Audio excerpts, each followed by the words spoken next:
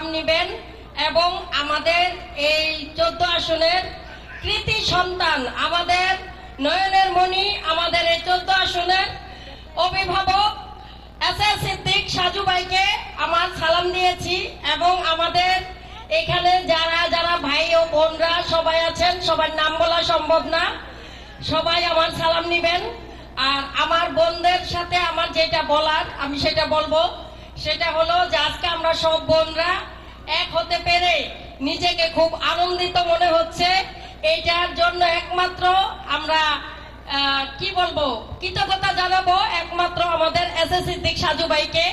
ভাইয়া এরকম অনেকগুলি মিলন মেলা আমাদের এই 14 আসনে মিলাইছে, তো আজকেও এরকম একটা মিলন মেলাতে আমরা সবাই এক হতে পেরে আমার অনেক আনন্দ লাগতেছে।